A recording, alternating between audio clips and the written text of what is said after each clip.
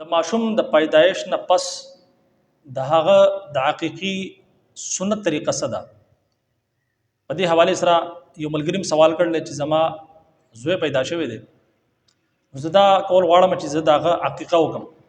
نو د عقیقي کولو صحیح طریقه سنت طریقه څه ده؟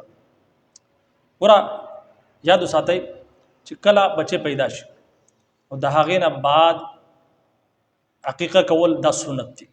ډېر شي خلک داسې چې عقیقه ډو پیژني نو پکاردار چې منګه کلم بچه پیدا شي چاهي جنۍ یا لک هغې باندې منګه عقیقه وکړو. د عقیقي طریقه څه ده؟ نو د عقیقي طریقه دا ده چې که د الګ عقیقې نو په اوومه ورځ باندې د هغه چې کوم دی عقیقه وکړلی شي.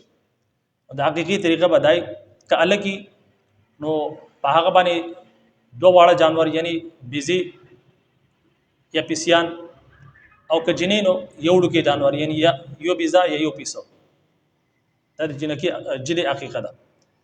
او بیا دغه شانتي مثال طور پر یو کس داسې چې د هغه وسعت نه لګا هغه دو بیزی نشي اغسته یا دو پیسیان نشي اغسته، نو هغه یو بیزا هم علالول شي په الګ باندې دغه عقیقه به ادا شي. بیا دغه نه پس دغه چې کوم غوښه ده دا کور والا په خپل استعمالول شي، دا ضروري نه چې دا به صدقه کې کور والے په خپل استعمالول شي یا په غریبانو باندې موشل شي یا دغه درې سي جوړول شي، یعنی ځان لپاره رشتہ دارانو لپاره الګ حصہ یا دغه شانتي د غریبانو لپاره الګ حصہ دغه سیم کول شي یا مکمل پوخ کی او بیا خپل رشتہ دارانو واړي پاغو باندې خره نو دغه کول شي. سمجھ کې خبر رااله دی پوری. بیا د هغې نه پس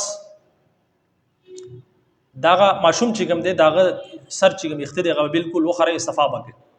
هغه چې کوم دی هغه به د سونا او د چاندي سره چې کوم دی یا به د سونې سره یا به د چاندي سره هغه وزن کوي. د هغې وزن په مقدار باندې بیا چې کوم دی د سونا چاندي چې کوم وزن جوړیږي هغه مقدار باندې چې کوم دی تاسو بیا روپۍ چې کوم دی هغه غریبانو لور کې صدقه کوي. دویمه خبره دا ده مثال طور پر تاسو په اومه ورځ باندې عقیقه ونه کړه نو آیا بیا کله کول شي عقیقه؟ نو که په اومه ورځ خونه کړه نو بیا په 14 ورځ باندې وکړي. په 14 ورځ خونه کړه نو د هغې نه بعد چې کوم دی بیا په 21 ورځ باندې تاسو عقیقه کول شي. د هغې نه بعد چې کوم دی بیا عقیقه چې کوم دی سنت دي مباح دي.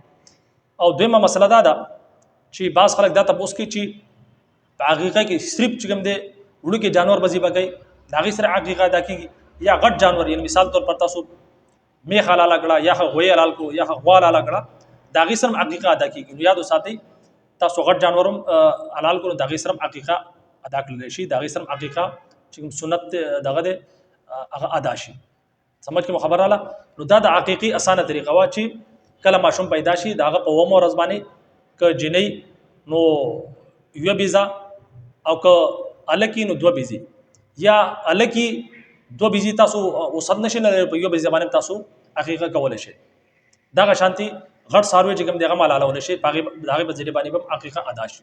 او دغه نه پس چې کوم دی د ماشوم چې کوم اختیار بالکل وخره صفا کې او بیا دغه تول کوي وزن کې د سونا سره د سونې سره یا چاندي سره او دغه چې څومره وزن جوړ شي او دغه په مطابق چې کوم دی بیا تاسو روپۍ چې کوم دی هغه صدقه کوي ورکه دغه چې څومره وزن سونې سره یا چاندي سره څومره وزن ناغي دغه مطابق چې کوم دی تاسو بیا سوګي پیسې چې کوم دی هغه بیا صدقه کوي.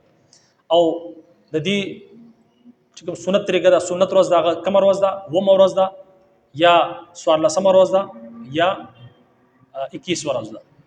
نو دا د حقيقي په حواله سره دا مسله ما تاسو مخ ته بیان کړه. امید کوم چې دا مسله به تاسو سمجھ کې راغلي.